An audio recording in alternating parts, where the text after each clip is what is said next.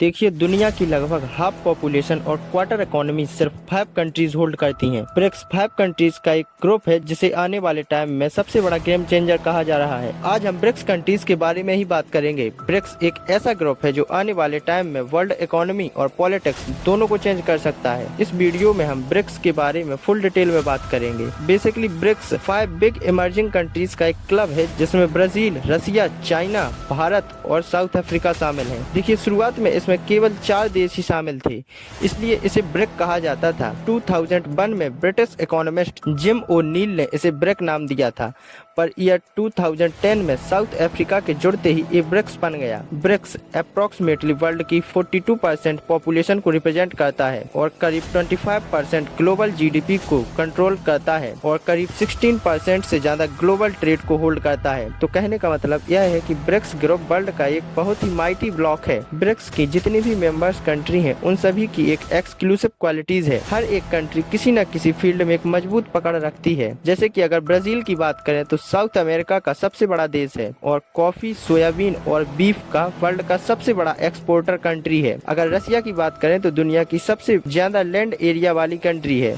रसिया के पास crude oil और natural gas का काफी बड़ा रिजर्व है और वर्ल्ड की सबसे स्ट्रॉन्गेस्ट मिलिट्री पावर और डिफेंस सिस्टम को भी होल्ड करता है। अगर भारत की बात करें तो जो वर्ल्ड की सबसे बिगेस्ट डेमोक्रेटिक कंट्री है, जो आईटी और टेक्नोलॉजी का हब बनता जा रहा है और सबसे तेजी से ग्रो करती हुई इकोनॉमी है। चाइना वर्ल्ड की सेकंड लार्जेस्ट इकोनॉमी है और इसके साथ ही मैन्युफैक्चरिंग और एक्सपोर्टिंग में भी चाइना आगे है। ब्रिक्स की टोटल जीडीपी में अकेले चाइना लगभग 70% को होल्ड करता है। साउथ अफ्रीका में भी काफी मिनरल्स जैसे कि गोल्ड, डायमंड और प्लेटिनम जैसे प्रीसियस मिनरल्स के रिजर्व हैं। ब्रिक्स कंट्रीज कई फील्ड में मिलकर काम करते हैं। एनबीडी यानी कि न्यू डेवलपमेंट बैंक नाम की इनकी एक बैंक है जो इंफ्रास्ट्रक्चर और डेवलपमेंट प्रोजेक्ट में इन्वेस्ट करती है। बेसिकली ब्रिक्स डॉलर पर डिपेंडेंसी को कम करने और लोकल करेंसी में ट्रेड को बढ़ावा देने की कोशिश करते हैं। हर साल ब्रिक्स समिट होता है जहां क्लाइमेट चेंज, टेररिज्म और इकोनॉमी डेवलपमेंट जैसे कई इश्यूज पर डिस्कशन होता है। ब्रिक्स की पॉपुलेशन